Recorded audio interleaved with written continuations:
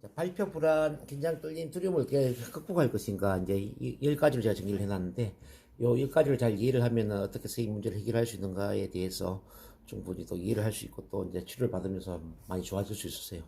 제가 이제 22년 동안 보다 보니까 이제 이 10가지에 의해서 다 해결이 되더라는 거죠.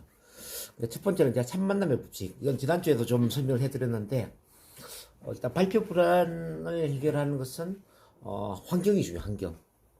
어떤 환경이 중요하냐면은 나의 문제를 있는 그대로 받아주고 있는 그대로 수용 존중하면서 나를 응원해주는 그런 분위기. 아마 선생님도 이제 두 번째 스피치 학원에서 그 경험을 해보신 것 같은데, 응원 지지를 해주는 이 환경이 굉장히 중요하다는 거죠.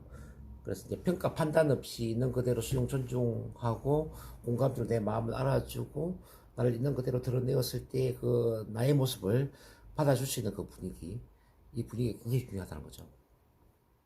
이걸 우리 이제 참 만남이라고 그래. 참 만남. 혹시 참 만남이라는 이야기 들어보셨나요, 선생님? 처음 들어봤죠. 참 만남 있는 그대로 나를 받아주는 것. 예를 들면 이런 거예요. 우리가 아기 시절에 기저귀에 똥 싸고 오줌을 쌌을 때 기저귀에 똥 싸고 오줌 싼 나를 엄마 아빠는 뭐라고 하지 않잖아요. 너 왜 기저귀 똥 싸서 오줌 쌌을 게 뭐라고 하지 않잖아요. 야, 우리 애기 그 기저귀 똥 쌌구나. 오줌 쌌구나. 그렇지만 우리 애기 너무 예쁘구나.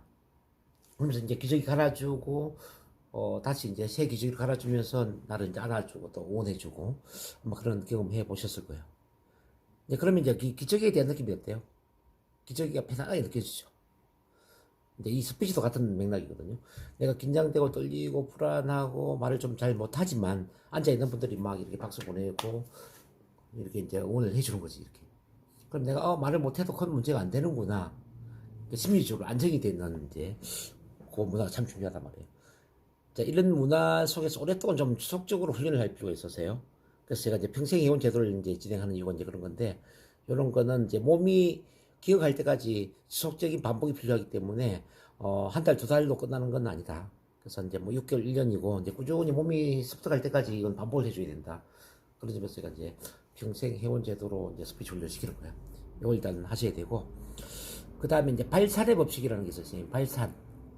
발산이라는 건 이제 선생님 같은 경우는 억압된 부분들이 있거든, 억압. 마음에 이제 내가 해소하지 못하고 뭔가 참고, 뭐 예를 들어서 내가 긴장되고 떨리는데 긴장 떨림을 발산해야 되잖아. 발산하지 못하고 이제 긴장 떨림을 참는다든지, 뭐 화가 나는데 화를 참는다든지, 말하고 싶은데 말을 참는다든지, 이러면 억압이 된다는 거죠. 예를 들면 이런 거예요. 이제 어릴 때 이제 아버지가 너무 엄하시거나 어머니가 너무 까다롭게 잔소리를 많이 하거나 그러면은 엄마 아빠 앞에서 뭐 재롱을 뜬다든지 내가 있는 그대로 나를 표현하는 게 쉽지가 않잖아요. 그렇죠? 그러면 아기가 어떻게 되죠? 착한 아이가 돼요. 착한 아이. 착한 아이, 뭐 모범적인 아이, 뭐 그것도 공부 잘하는 아이가 되잖아요. 공부를 잘하고 모범적인 아이가 되고 이렇게 이제 어른들이 볼 때는 건 좋은 아이 모습일 수도 있지만 아기 자체로 보면 어때요? 아기 자체로 보면은 내가 표현할 수 있는 그 욕구들이 억압이 되기 때문에 내면에 이제 많은 것들이 이제 쉽게 말하면 이제 억압이 엉어리가 되고 엉어리가 한이 되고 한이 화병이 되고 마치 웅덩이에 물이 고여가지고 물이 흐르지 않으면은 썩어버리는 것처럼 내 마음이 막 썩어버리는 거야. 혹시 우리 선생님 그 생각 한번 해보시라는 거죠. 어릴 때 혹시 표현을 많이 하면서 자랐어요? 아니면 좀 착한 아이로 자랐어요?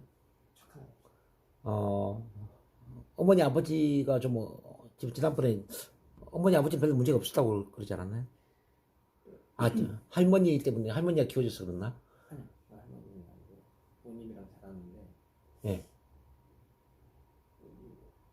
보통의 부모처럼 화낼 땐 화내고 예.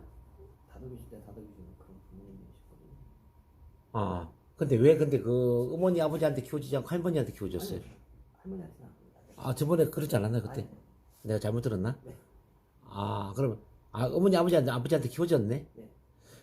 근데 어머니 아버지한테 왜 자기 표현을 잘 못했어요 근데? 어렸을 때 그러니까 형 위로 형 누나들이 있었는데 예. 형 누나들이 아버지한테 맞고 있으면 저는 옆에서 그냥 울면 저는 패스가 되고 그런. 그 형 누나를 좀 엄하게 했네. 네, 아버지가? 네. 그러니까 이제 뭐 하나 사소한 잘못이 있으면 네. 사소한 잘못은 아니고 좀 잘못이 있으면 네. 한 사람만 때리는 게 아니라 전체적으로 다 같이 막, 종아리 때리고. 형님, 뭐, 누님을 막 때리고 그랬네, 전체적으로. 아주 뭐 때린 게 아니라 종아리로 이제. 종아리. 아, 그쪽으로 종아리 때리는. 그런 거 보는 모습, 그런 모습 보는 느낌이 많이 힘들었네요, 그죠? 그때 하도 어릴 때라서 그런데 저는 이제 아버지한테 맞힌 기억은 없으니까. 근데 이제 그때 한번 생각해봤지. 어릴 때 그 형이나 누나가 맞는 모습을 봤을 때 마음이 어땠는지, 마음이 많이 조마조마하고 좀 힘들지 않았어요? 그런 게 있겠죠. 오케이. 이제 그런 게 영향을 준다는 거죠, 선생님. 그래서 이제, 어머니, 아버지 앞에서는 있는 그대로 막 표현하기보다는 좀 얌전해지고, 모범 좀 착한 아이처럼 이렇게 이제 행동을 할 수가 있다는 거죠. 그러니까 착한 아이가 된다는 이야기는 내가 표현할 수 있는 그 어떤 욕구를 억압한다는 이야기. 억압은 엉어리가 되고, 엉어리는 한이 되고, 한은 합병이 되고, 합병은 쉽게 말하면 이제 웅덩이에 고이는 물처럼 썩어버린다니. 우리 마음이 썩어버려서, 그러면 나중에 이제, 이, 물이 썩어버려서 나중에 이제 힘든 것처럼, 우리 마음도 썩어버리면은 힘들잖아요. 이제 그 썩어버린 마음이 우울증이 되고, 불안증이 되고, 남보다 의식하는 마음이 된다는 얘기. 물이 깨끗해지려면 어떻게 해야 되냐면, 물이 흘러야 되잖아요. 그죠? 이제 마음도 깨끗해지면 마음도 흘러야 되거든. 그 이야기는 뭐냐, 마음도 표현해야 된다 거죠. 마음대로 막 표현하고 발산해야 된다 거죠. 그러니까 실컷 이야기하는 것, 있는 그대로 실컷 이야기하는 게 참 중요하다. 근데 지금까지 우리 선생님 살면서 실컷 이야기해 본 적 있으세요? 별로 없죠. 그래서 이제 스피치의 시작은 실컷 이야기를 하는 거예요. 그러니까 첫 시간에 제가 말씀드린 것처럼 첫 시간에 막 그 친구들한테 술 마시며 이야기하는 것처럼 앞에 나와서 실컷 이야기하는 이 훈련을 좀 많이 해야 돼요. 그래서 이제 첫 만남 스피치 훈련을 많이 해야 된다. 카드 제가 저번에 이야기했죠. 카드 보고 막 이야기하는 그런 것들이 많이 중요하고, 그 다음에 소리 지르는 게 참 중요하거든. 소리. 혹시 군대 현역 갔다 오셨어요? 그래요? 어쨌든 이제 군대 가면 막 구령부터 소리 지르고 그러지 않습니까? 이 소리를 지르면은 많이 발산이 되거든요. 혹시 이제 야구 경기나 축구 경기할 때 응원했던 적 있으세요? 그때 뭐 응원하면 기분이 어때요? 좀 후련하죠. 근데 응원할 때 우리가 이제 후련한 이유는 뭐냐면은 뭐 소리를 크게 지르고 뭐 몸짓을 크게 하고 이렇게 이제 많이 발산을 하기 때문에 이게 후련하다는 이야기입니다. 그래서 이제 이 발표 불안이나 긴장 떨림이나 대인 공포증이나 뭐 이런 사회 공포증도 이제 같은 맥락인데 많이 표현을 해야 돼요. 표현. 막 크게 소리 지르고 크게 웃고 울고 막 몸을 열정적으로 이제 막 연출하고 이런 게 참 중요해요. 그래서 발성 훈련. 일반 스피치 학원에서 막 소리 지르고 그러죠. 그래서 소리 지르는 게 참 중요하다. 그래서 실컷 이야기하는 것, 뭐 크게 소리 지르는 것, 크게 웃는 것, 크게 몸 동작을 하는 것, 이런 걸 좀 같이 해줘야 되고요. 그다음 세 번째가 뭐냐면 대결과 행동의 법칙.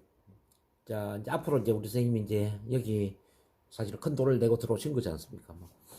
그래서 이제 지금 큰 결단을 내려야 되는데 그게 뭐냐면은 절대 두려운 상황을 피하지 않겠다라는 결단을 내려야 됩니다. 자, 왜냐하면 이 두려움은 피할수록 두려움이 커지고 두려움은 대결할수록 두려움이 줄어든다냐. 그래서 절대로 피하지 않겠다. 이게 말할 수 있는 상황이 되면은 내가 앞으로는 말하는 상황을 피하지 않고 직접 대결해서 내가 말을 하겠다라고 결심을 한번 해봐야 돼요. 그럴 수 있겠습니까? 자, 여기서 이제 훈련하면서 이제 그런 게 커질 거예요. 그래서 이제 앞으로는 회피성이 아니라 대결성으로 가야 된다. 회피성은 뭐냐면은 이 불편하거나 두려운 상황을 계속 회피를 하기 때문에 두려움도 커지고 불편함도 커지는 이제 이런 게 이제 회피성이에요. 대결성은 뭐냐면 대결을 함으로써 두려움도 줄어들고 불편함도 줄어드는 이런 거죠. 그래서 실제적으로 이제 어떤 이 대인 공포증 발표 불안증의 경우는 뭐냐면은 회피를 함으로써 두려움을 키운 거예요.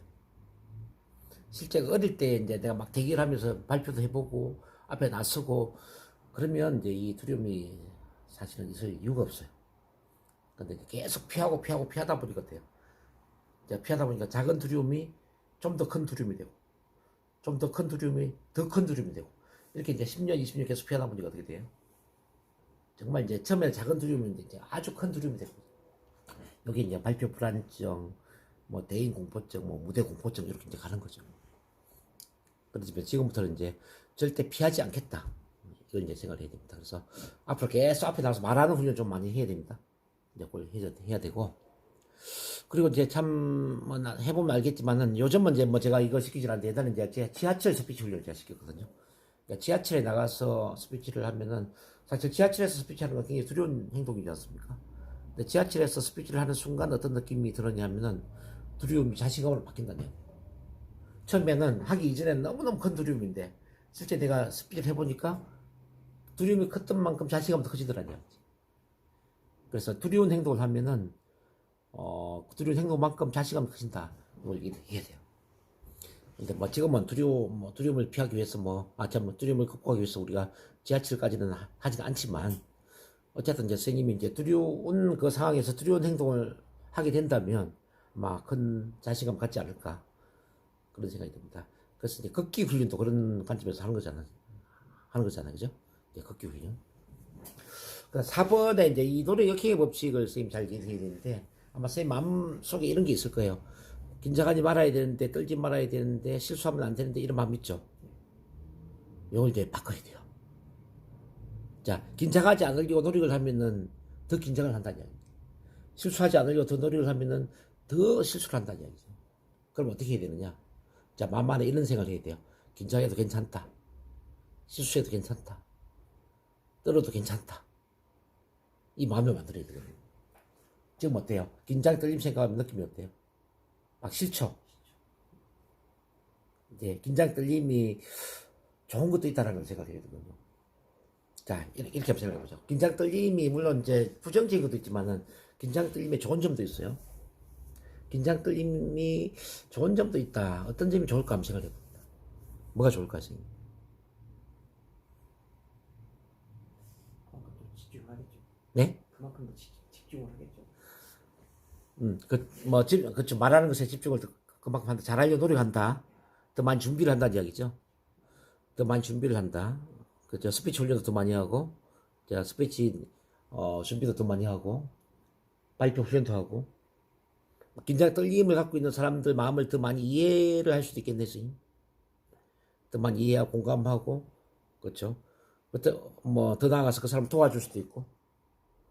그리고 선생님이 이제 긴장 떨림을 해소하는 과정에서 또 체면 치료나 인얼 치료를 하고 나를 더 많이 이해하고 나를 더 많이 사랑하는 그런 계기가 될 수도 있겠네요. 자존감이 더 높아질 수도 있다 이 말입니다. 자존감이 더 높아진다는 이야기는 선생님이 인생을 더 자기답게 위대한 또는 탁월한 그런 삶을 살 수 있는 가능성이 넓어진다는 거 의미하지 않을까요? 그리고 이제 더 크게는 나처럼 긴장 떨림이나 발표 불안이나 이렇게 이제 대인 공포증이나 무대 공포증 갖고 있는 이런 사람들 도와줄 수 있는 그런 사람으로 성장할 수 있는 멋진 기회가 될 수도 있지 않을까요? 그럴 수 있지 않으세요? 왜냐면 지금 제가 볼 때는 10명 중에 한 7명은 발표 불안증, 무대 공포증을 갖고 있거든요. 사실 이제 선생님은 적극적인 노력을 통해서 여기 오셨지만 대부분은 이제 그런 문제를 갖고 있지만은 그냥 스스로 포기하고 살거든요. 말 안 하고 살면 되지 뭐. 발표 자리 피하면 되지 뭐 이렇게 생각하고 사는 사람들이 대부분이라는 이야기예요. 선생님은 그 중에 이제 적극적인 사람이 속하는 거죠. 어쨌든 이제 내 주변에 이렇게 이제 많은 분들이 발표 불안이나 무대 공포증을 갖고 있는데 그런 분들 도와줄 수 있는 그런 사람이 될 수도 있지 않을까요? 그렇게 본다면 긴장 떨림 있는 건 어때요? 꼭 나쁜 건 아니잖아요. 좀 긍정적인 면도 있죠. 그럼 이렇게 생각할 수 있겠네요. 긴장하면 안 돼, 떨면 안 돼라는 그 강박관념보다는 긴장 안 하면 좋지만 좀 긴장해도 큰 문제는 안 되는구나. 이건 어때요? 이게 마음가짐에 자, 긴장을 안 하면 좋지만 긴장해도 큰 문제는 안 되네. 긴장을 하더라도 이렇게 좋은 점도 있는데 긴장이 좋은 점도 있는데 긴장하면 어때? 긴장해도 큰 문제는 없잖아. 이 느낌은 어때요, 지금 느낌? 지금 스님 개인 입장에서 생각할 때 어때요? 긴장해도 괜찮다라고 할 때 지금 느낌이 어때요? 긴장해도 괜찮다는 걸 받아들일 수 있을까요? 지금 당장은 아닐지라도. 그러니까 지금 현재 상황에서 이제 긴장해도 괜찮다라는 걸 1부터 10 중에 내가 받아들이려면은 수치를 매길 때 1부터 10 중에 얼마 정도 내가 받아들일 것 같아요? 반 정도 받아들인다. 처음에는 그거 아니었죠. 근데 지금 계속 저랑 이야기하다 보니까 받아들일 수도 있다는 생각이 들죠. 이게 이제 나중에 이제 한 7, 8 정도로 올라가면 참 좋다 이 말이에요. 계속 이제 저랑 상담하다 보면 아마 그런 생각이 들 거예요. 긴장 떨림이 꼭 나쁜 건 아니구나. 아, 긴장 떨림을 통해서 내가 발표 준비도 더 많이 하고, 또 스피치 훈련도 하게 되고, 언어 또는 말하는 것에 대해서 더 많은 관심을 갖게 되고, 그래서 내가 예전보다 더 말을 좀 고급스럽게 우아하게 잘하게 되고 말이죠. 뿐만 아니라 이제 그 긴장 떨림의 원인을 찾아가는 과정에서 내가 체면 치료나 NLP 치료를 하게 되고, 어릴 때 그 내가 상처받았던 그런 경험을 치료를 하면서 나를 더 많이 사랑하고 또 더 많이 이해하고 나를 더 가치 있는 존재를 바라보는 이런 자존감을 더 높이는 멋진 계기가 될 수 있다는 점에서 참 긴장 떨림은 어쩌면 참 감사한 일이구나. 더 나아가서 지금 지구촌에 긴장 떨림으로 발표나 연설, 스피치, 강의 이런 대중 앞에 나서는 것에 대한 문제를 갖고 있는 분들이 거의 70%에 해당되는데 사람들이 이제 그런 분들을 더 많이 공감하고 더 나아가서 그 사람들 도와줄 수 있는 그런 발표란 전문가가 될 수도 있다면 내가 발표 불안의 문제를 갖고 있었다는 게 크게 나쁜 일은 아니다. 어쩌면은 참 감사한 일일 수도 있고 내 인생을 더 업그레이드 시킬 수 있는 멋진 계기가 될 수도 있지 않을까 이렇게 보는 거예요. 그러면 이제 긴장 떨림을 옛날에 막 외면하고 없애되고 뭐 부정적으로 봤던 이 마음에서 이게 뭐 괜찮네 뭐 긴장이 좀 있으면 어때 이렇게 되는 거죠. 지금 제가 이제 뭘 이야기를 하느냐면요, 선생님 잘 이해를 해야 되는데 막 없애려고 해서 이 없어지는 게 아니라는 거죠. 선생님, 이 정신적인 문제는 없애려고 해서 없어지는 게 아니라 이 내가 지금 문제라고 생각했던 것들을 긍정적으로 좀 이해를 하고 오히려 그 긍정적으로 받아들이고 이게 별 문제가 아니라는 걸 인식을 하고 이게 오히려 도움이 될 수 있다라는 뭐 그런 쪽으로 오히려 이제 긍정적인 자원으로 활용을 하는 이런 쪽 관점이 바뀌어지면서 그 문제에 대한 집착에서 벗어나게 된다 말. 집착에서 벗어난다는 이야기는 신경을 안 쓴다는 이야기거든요. 신경을 안 쓰게 되면은 그 문제가 없어진다는 거예요. 이 생각 한번 해봐야 돼요. 딸꾹질 생각, 딸꾹질. 이 딸꾹질을 멈춰야 되는데 멈춰야 된다면 어때요? 계속 딸꾹질 하게 되잖아요. 근데 그 딸꾹질 할 때 그때 뭐 코미디 프로를 본다든지 맛있는 음식을 먹다든지 예를 들어서 이제 다른 쪽에 신경을 쓰는 거예요. 그럼 딸꾹질 어느 순간에 없어져 있지 않나요? 그런 경우 있죠. 이 발표 불안 긴장 때문에 같은 맥락이라는 거죠. 그래서 사실 한 70%는 정신적인 문제였어요. 그러니까 신경성의 문제라는 거죠. 신경성. 이른바 발표 불안, 긴장하지 말아야 되는데, 떨지 말아야 되는데, 실수하지 말아야 되는데, 남들이 나를 어떻게 생각하지? 이런 이제 그 어떤 긴장, 떨림, 실수를 없애고자 하는 집착하는 그 신경정적인 문제, 이것 때문에 이게 심해졌다는 이야기야. 그래서 이제 그 심리치료의 아주 절대적인 부분을 차지하는 게 뭐냐면요, 그 신경 쓰는 이 발표 불안, 긴장, 떨림에 대해서 신경을 쓰지 않는 마음을 만드는 게 중요하다. 이게 신경을 쓰지 않는 마음을 만든다는 의미는 어떤 의미냐면 이게 별 문제가 아니구나 이거 생각해야 돼. 내가 문제라고 생각했는데 문제가 아니네 이걸 깨달아야 돼. 자, 왜 제가 이야기 드느냐면요. 뭐 강호동이나 뭐 유재석이나 말 잘하는 사람도 있잖아요. 김재동도 있고 뭐. 근데 걔들이 긴장 떨림이 없을 것 같아서. 걔들도 긴장 떨림이 있거든요. 유재석 뭐 김재동만 뭐 있겠어요? 이 대한민국에서 뭐 말하는 사람들 제가 볼 때 99%는 다 긴장 떨림이 있죠. 저도 있었고. 뭐 방송에 나와 있는 성우, 아나운서 뭐 긴장 떨림이 없는 사람이 어디 있겠냐고요. 근데 이제 어떤 발표 불안을 갖고 있는 사람들은 이런 생각을 해요. 나는 떨리는데 저 사람들은 전혀 떨리지 않아 이렇게 생각을 해요. 방송에 나온다든지 뭐 강의를 한다든지 뭐 대외적으로 활동하는 사람 있잖아요. 이런 사람들 전혀 떨리지 않고 잘하는데 왜 나는 떨리지 이렇게 생각을 해요. 근데 사실은 어떠냐면요, 그 방송에 나오는 이런 사람들 다 떨린다는 이야기예요. 그 점에 대해서 어떻게 생각하세요? 예전에 유재석 했던 이야기 들은 것 같긴 해요. 떨릴 거라고는 생각을 하는데 네. 말을 잘한다 그렇게 생각하는 거죠. 강호동에 대한 이야기 좀 해드릴게요. 강호동이 씨름 선수 시절에 이제 강호동하고 이경규 알죠? 네. 이경규랑 이제 이경규는 부산 출신이고 강호동은 마산 출신이거든. 이제 경남에 어쨌든 이제 그래서 같은 동양이다 보니까 형님 동생하고 잘 지냈죠. 술자리에서 막 이렇게 술 마시면서 야 이경규가 이런 얘기를 하는 거죠. 야 호동아, 니 방송 MC 좀 해봐라. 너 참 잘할 것 같다. 재미도 있고 말도 잘하고. 아 형님 제가 어떻게 MC를 합니까? 이게 떨림도 있고 불안하고 제가 뭐 무슨 제가 말재주가 있습니까? 그때 이제 이경규가 이런 이야기 한단 말이야. 네가 방송에 나가서 MC로 성공하지 못하면 내가 평생 내가 생활비 대줄게. 그렇게 이야기를 해요. 어쨌든 거기에 힘을 얻어가지고 이제 MC로 나갔는데 강호동도 당연히 긴장 떨림이 있었죠. 뭐 실험 선수 출신인데 뭐 무슨 긴장 떨림이 없겠습니까? 근데 이제 뭐 자기만의 그 어떤 특유의 뭐 얘도 몸짓을 좀 크게 하고 소리를 좀 크게 지르고 뭐 오버하는 오버 액션 뭐 어떤 그런 자기만의 스타일을 만들어내면서 최고의 MC가 된단 말이에요. 강호동도 긴장 떨림이 있었지만 긴장 떨림은 오히려 이용을 했죠. 그렇습니다.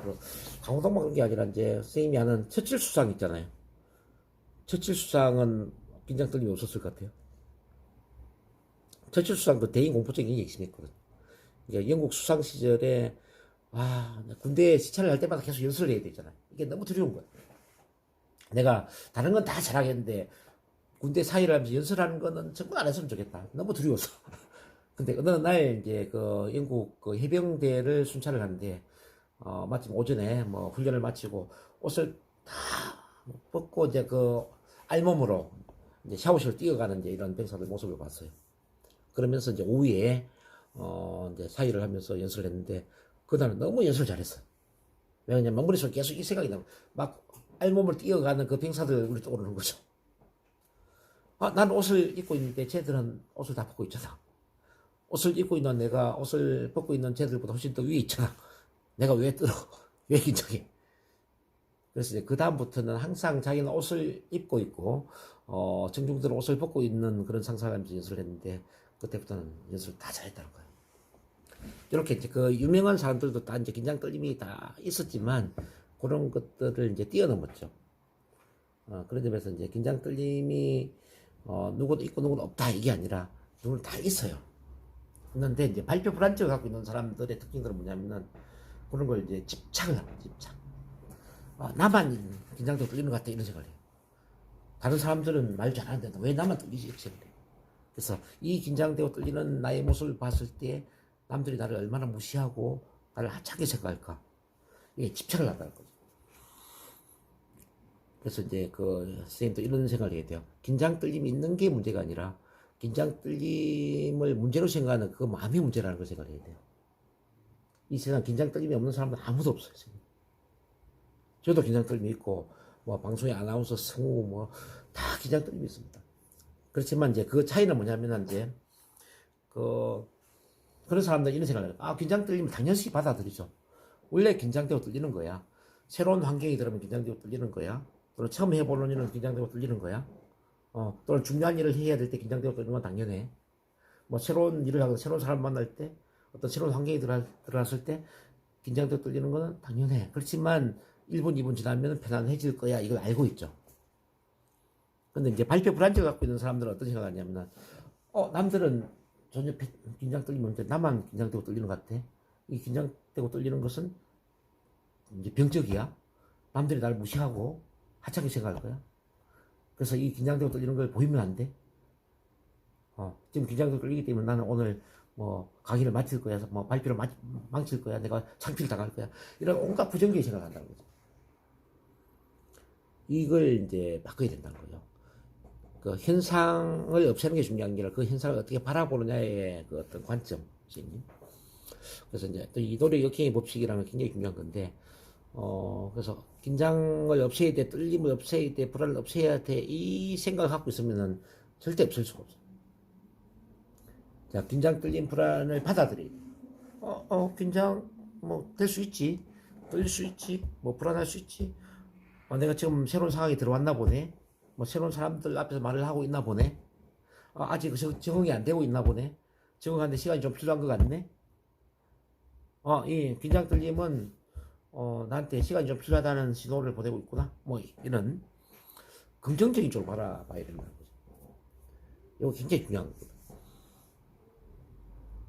제가 이제 상담하고 치료해 보면은 가장 힘든 게, 가장 안 되는 게 이게 노력을 한다는 거죠. 선생님. 그러니까 긴장하면 안 돼라고 생각해요. 떨리면 안 돼. 뭐 실수하면 안 돼. 저는 언제 긴장 떨림이 없어질까요? 이렇게 저한테 질문을 하죠. 그럼 저는 이런 답변을 하죠. 긴장 떨림은 계속 있을 수도 있어요, 선생님.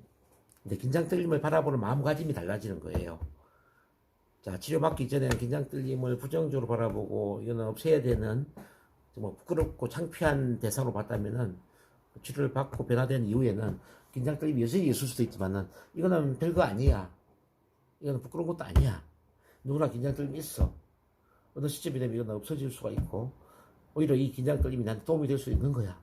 이렇게 긍정적으로 바라보는 그 마음가짐을 갖는다면 그는 변화가 되는 것입니다. 그래서 이제 실제 그 발표 불안에 있어서 한 70%를 차지하는 게 인지행동 치료적인 측면이에요.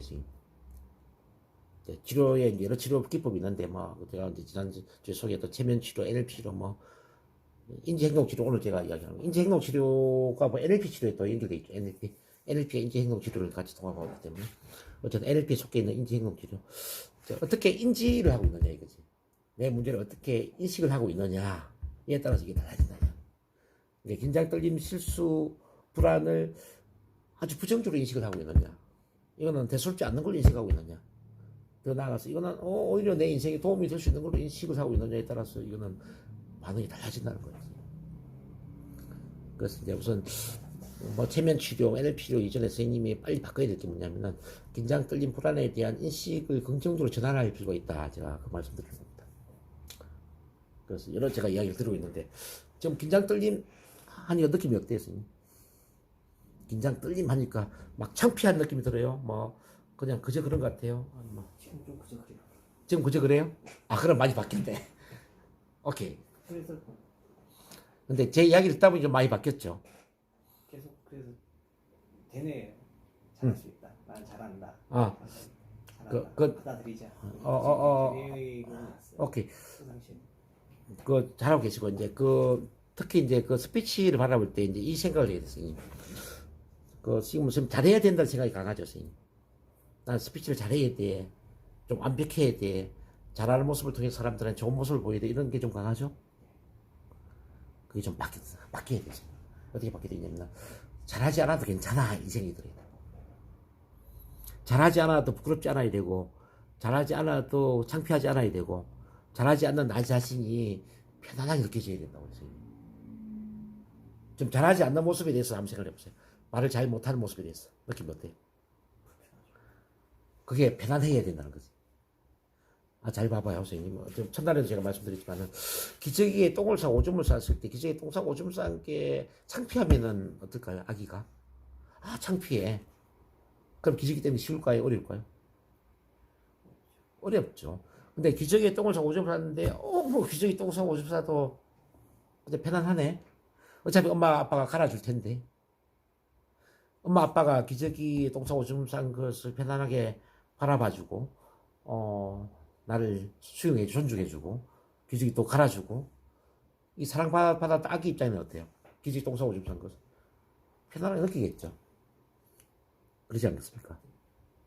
그러니까 기저귀를 편안하게 바라봐야만 기저귀를 뗄 수 있는 것처럼 선생님. 그 선생님이 그 뭐 긴장되고 떨리고 불안한 어떤 좀 마음에 안 드는 나의 모습에 대해서 편안함을 느낄 때 긴장, 떨림, 불안에 벗어난다는 이야기예요, 선생님. 이걸 이해를 해야 돼요. 내가 좀 긴장되고 떨리고 불안하고 말을 좀 못하고 실수를 하고 그럼에도 불구하고 이거는 부끄러운 게 아니다. 이거는 이 자체도 나 자신의 모습이다 이거지. 요게 일단은 좀 무의식 속으로 이제 들어와야 되거든요. 결국은 결국은 자존감의 문제랑 연결된다고 이제 봐야 돼요. 그러니까 선생님 자신의 그 부정적인 남들한테 보이고 싶지 않는 이 최악의 창피한 이런 모습을 내가 받아들이고 살아갈 수 있느냐 없느냐 이거지. 그걸 이제 받아들이고 살아가야 되죠. 예를 들어서 유재석이나 강호동이나 뭐 김재동이나 말 잘하는 애들 있잖아요. 애들이 말만 잘할까요? 걔들 실수를 전혀 안 할까요? 걔들 실수를 하죠. 근데 이제 걔들하고 이제 발표 불안을 갖고 있는 사람의 차이는 뭐냐면은 걔들은 실수를 하지만 실수를 할 수 있다고 생각해요. 실수를 하는 것이 크게 문제라고 생각하지 않아요. 실제 우리 그 뭐 연말에 보면 연예대상 뭐 연기대상 이런 게 있잖아요. 거기 보면 막 대상 받을 때 눈물 흘리고 눈물 막 그러면서 말도 더듬고 이런 애들 많이 보죠. 근데 그걸 우리가 창피하게 생각하지 않잖아요. 걔들 또한 그렇게 그 소감 수필을 했지만 그 자체를 창피하게 생각하지 않잖아요. 그렇지 않아요? 받아들인다. 그 자기의 부정적인 걸 받아들일 수 있는 그 마음을 갖는 게 참 중요하다. 그래서 이제 우리 선생님이 이제 뭘 생각하게 되냐면은 어떤 긴장 떨림이나 불안이나 정상을 없애는 데 초점을 맞추는 게 아니라 긴장될 수도 있고 불안할 수도 있고 실수할 수도 있지만 그런 나의 부정적인 모습을 받아들일 수 있는 마음을 만드는 데 초점을 맞춰야 된다. 받아들이는 마음을 만드는 데 초점을 맞춘다. 여기 참 중요합니다. 즉, 쉽게 말하면 내가 긴장될 수도 있지만 나는 긴장된 나의 모습을 있는 그대로 받아들이고 사랑한다 이 말이에요. 비록 불안할 수도 있지만 실수할 수 있지만 그 불안하고 실수하는 그 나의 모습을 있는 그대로 받아들이고 사랑한다. 그러면은 그 받아들이기 때문에 신경을 안 쓰게 되거든요. 신경을 안 쓴다라는 이야기는 집착에서 벗어난다는 집착. 집착에서 벗어난다는 이야기는 편안해진다는 이야기고 편안해진다는 이야기는 뭘까요? 잘하게 된다는 거예요. 기저귀에 신경을 쓰지 않을 때 기저귀를 떼게 되는 거고요. 아기가 넘어지는데 신경 쓰지 않을 때 아기는 잘 걷게 되는 거예요. 자동차 운전을 하는 사람 봐봐요. 운전을 하는 사람은 사고 나는 거 신경 씁니까? 자, 자전거 타는 사람 봐봐요. 자전거 타는 사람 넘어지는 걸 신경 씁니까? 그 실수나 실패나 뭐 이런 거 신경 안 쓴단 말이에요. 그쵸? 스피치 잘하는 사람들은 똑같은 맥락인데요. 실수하는 거 신경 안 써요. 긴장 떨림 신경 안 써요. 오로지 자기가 말하는 것에 신경 써요. 말하는 것에. 그래서 긴장 떨림 실수에 신경을 안 쓰니까 말을 잘 하는 겁니다. 그런 점에서 이제 우리 선생님이 신경 쓰지 않는 그 마음을 만들기 위해서 어떻게 되느냐. 노력 역행의 법칙에 의해서 비록 긴장되고 떨리더라도 긴장 떨림을 갖고 있는 나 자신을 받아들이고 사랑하는 마음을 키워야 되고요. 긴장 떨림이 꼭 나쁜 건 아니라 긴장 떨림이 오히려 좋을 수도 있다는 거. 오히려 긴장 떨림은 내가 이용을 해서 긍정적인 쪽으로 내가 활용을 할 수도 있는 어떤 자원이 될 수 있다는 거. 이 생각을 한다면은 굳이 애를 안 쓰죠. 그러니까 쉽게 말하면 애를 써서 문제가 되는 거예요. 애를. 그래서 이제 우리 선생님은 발표 불안증이라고 이제 물론 우리가 이제 정신적으로 이제 이름을 붙이지만은 제가 볼 때는 이렇게 이름 붙이는 게 좋을 것 같아요. 긴장 떨림에 지나치게 집착하는 마음 때문에 말을 못한다. 긴장 떨림에 지나치게 집착하는 마음. 그러니까 신경정적인 집착하는 그 마음으로 인해서 더 많이 긴장하고 떨리고 말을 못한다. 저는 이렇게 이해를 합니다. 그래서 이제 신경정적인 집착하는 이 마음에서 어떻게 하면 벗어나게 만들 것인가. 자, 그러기 위해서는 지금까지 제가 말씀드린 것처럼 그런 나의 뭐 부족한 점, 긴장 떨림 실수, 어쨌든 이런 것들을 이제 받아들이고 사랑할 수 있는 그 마음을 어떻게 하면 잘 키울 수 있을 것인가. 이게 참 중요하구나. 이해됐어요, 선생님? 네. 그 다음에 집중의 법칙. 이제 4번에 많이 좀 길었는데 5번에 집중의 법칙. 그러면 집중을 어떻게 할 것인가 한번 생각해봐요, 선생님. 집중. 말을 잘하려면 어디에 집중을 해야 될까요? 실수 안 하는 것에 집중을 해야 될까요? 말하는 내용에 집중을 해야 될까요? 그렇죠. 바로 그렇습니다. 자, 말하는 내용. 자, 말하는 주제. 어떤 스피치의 목표. 청중들한테 어떤 걸 전달할 것인가에 대한 그런 것에 집중을 한다면은, 열정이 커지겠죠.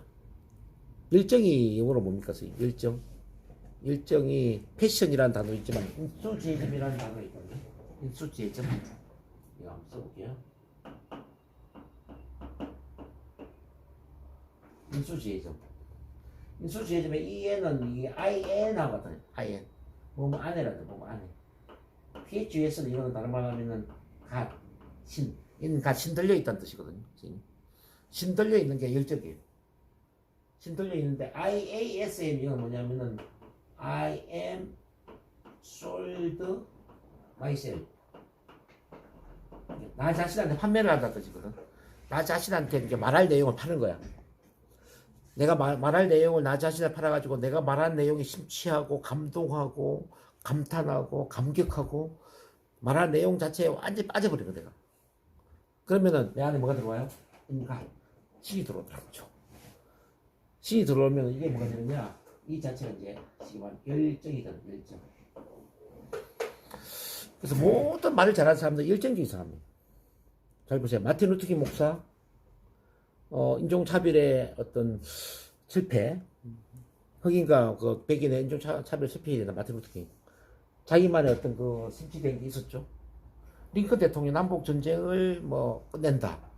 우리나라에 보면 뭐 김대중 전 대통령 민주화, 뭐 노무현 전 대통령 사람 사는 세상, 뭐 어떤 자기만의 어떤 그 심취된 신들려 있는 그런 게 뭔가 있었다는 이야기죠.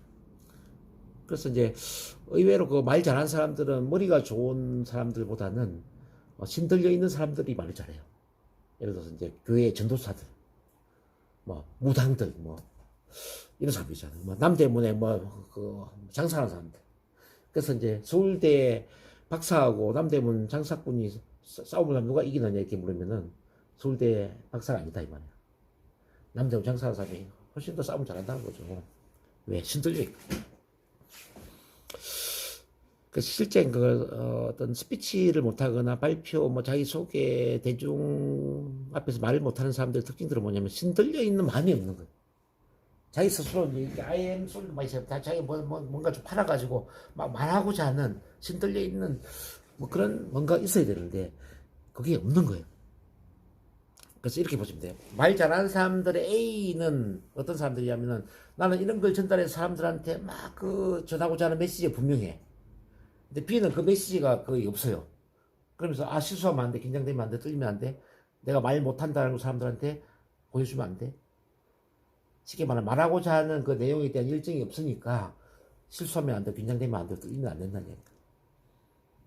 그래서 선생님 이걸 이해해야 돼요. 그 말을 잘하는 사람들은 두려움이 없는 사람이 아니라 말하고자 하는 내용에 대한 열정이 너무 강하기 때문에 그 열정의 두려움을 대체시킨 사람이다. 그래서 이제 그 다음에 보면 대체의 법칙이 나와. 6번에 대체의 법칙 보면 이게 뭐냐면요. 큰 감정이 작은 감정을 대체시킨다는 이야기거든요. 열정이 크면 열정이 두려움을 대체시키고요. 두려움이 크면 두려움이 열정을 대체시키는 거예요.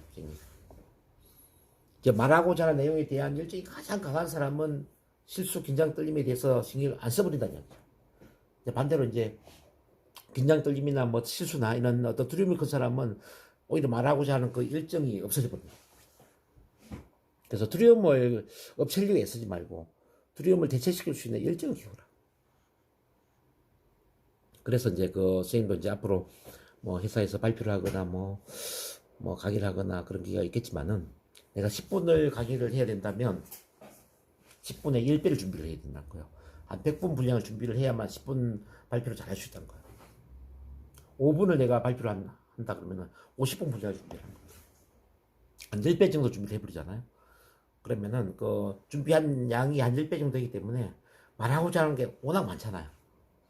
열정이 커져버린 거예요. 막 긴장, 떨림, 실수 뭐 이런 거는 신경을 안 써버리죠. 그걸 이해를 해야 돼요. 그 다음에 7번에 보면 이완의 법칙. 편안하면 두려움이 있을까요? 없겠죠? 그럼 가장 빠르게 편안해질 수 있는 방법이 뭘까요, 선생님? 자, 편안해질 수 있는 방법. 빠르게 편안해질 수 있는, 긴장되고 떨릴 때까지 가장 빠르게 편안해질 수 있는 좋은 기술이 있다면, 방법이 있다면 뭐가 있을까요?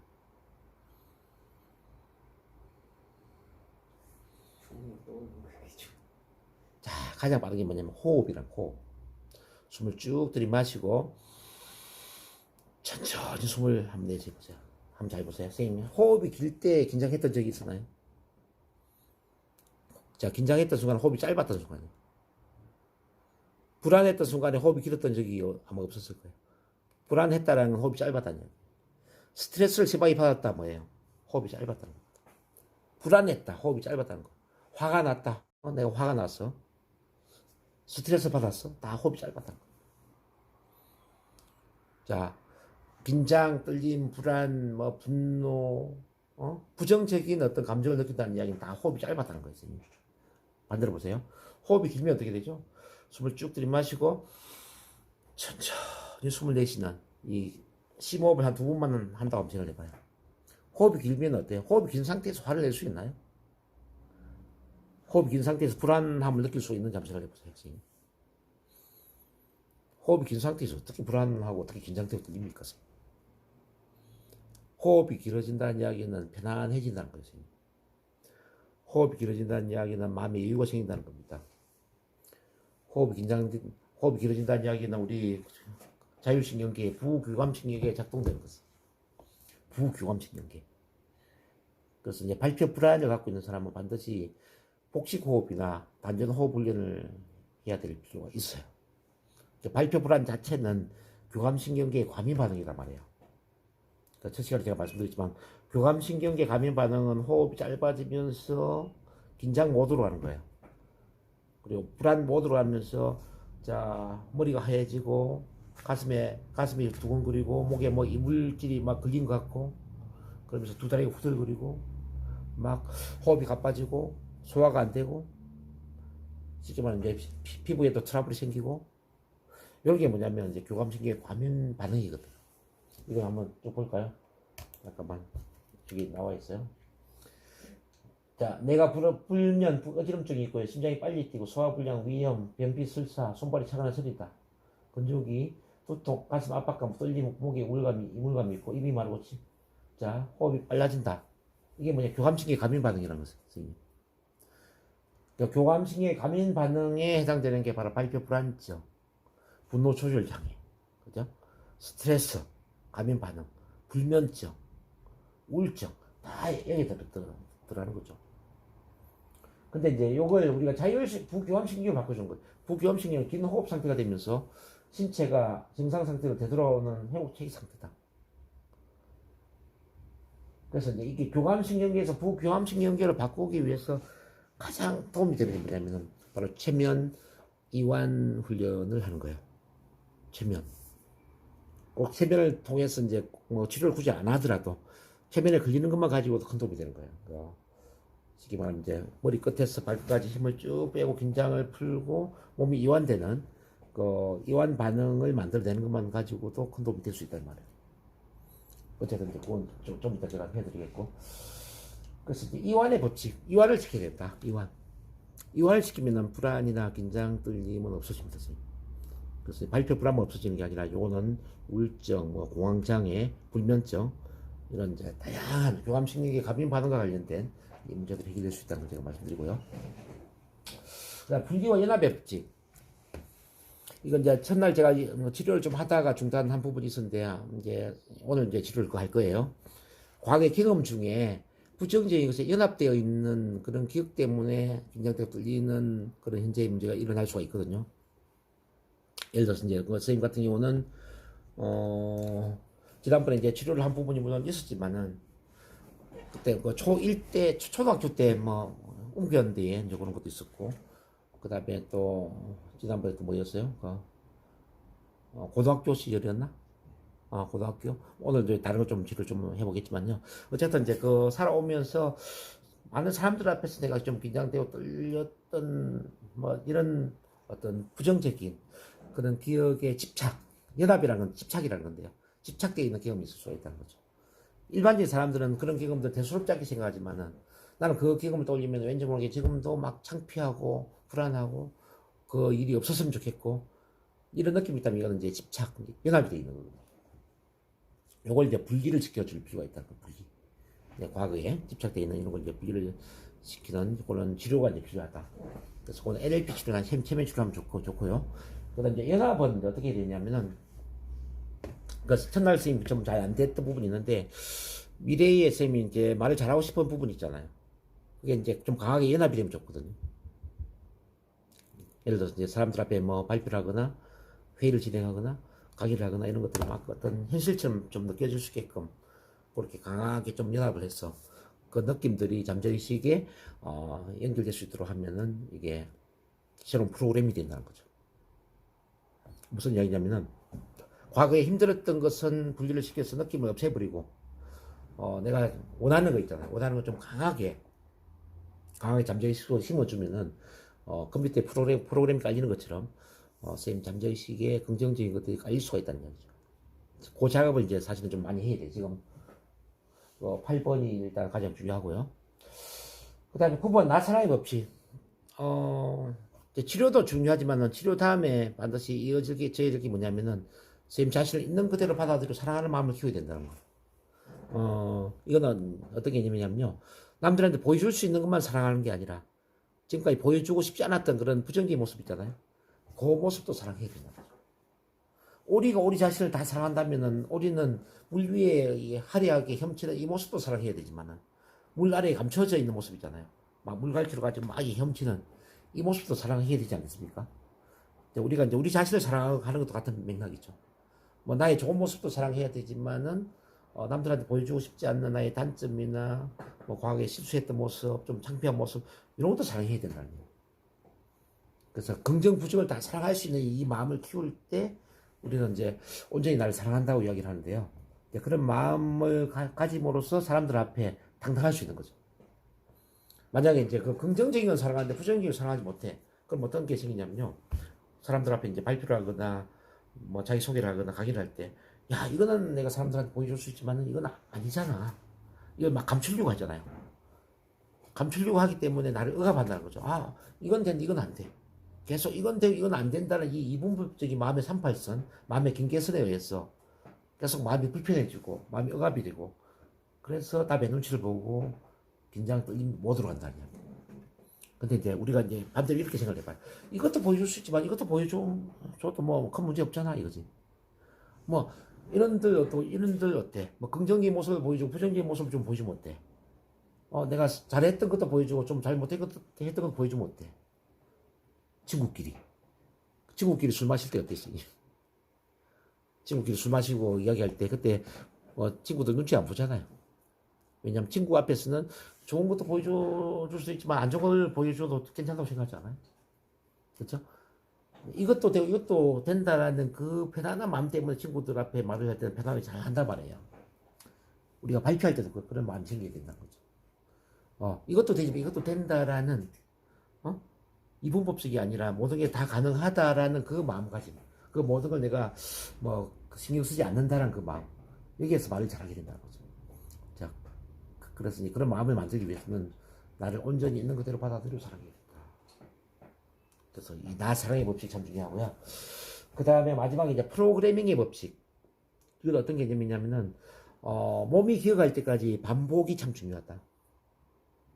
결국은 이제 선생님 이제 두 가지 차원에서 이제 치유 변화가 일어나는데, 하나는 이제 우리 체면 NLP를 활용해서 무의식 잠재의식 차원의 프로그램을 설정시켜 주는 거, 이제 컴퓨터에 프로그램을 까는 것처럼 설정시켜 주는 거, 여기 이제 참 중요하고, 그래서 계속 치료 작업이 들어야 되고, 두 번째는 뭐냐면은 몸이 기억을 할 수 있도록 반복을 해야 된다는 거죠. 내 몸이 기억을 하기 위해서는 뭐가 필요할까요? 행동 차원의 뭐 어떤 호흡법이라든지 발성법이라든지 또는 발표라든지 사람들 앞에 말하는 그 편안한 패턴들, 이런 것들이 충분히 반복이 되면서 내 몸이 편안함을 느낄 수 있는 그 패턴, 여기 이제 가능해야 된다는 거예요. 그래서 프로그래밍이라는 것은 내 잠재의식에 프로그램이 설정되고, 또 내 신체, 내 몸이 기억할 수 있는 그 패턴이 될 수 있도록 충분한 반복이 필요하다. 이렇게 해서 이제 바뀔 수 있다는 거예요. 일단 이제 지금 1번부터 10번까지 쭉 봤는데, 어때요, 선생님? 들어보니까 어떻습니까, 선생님?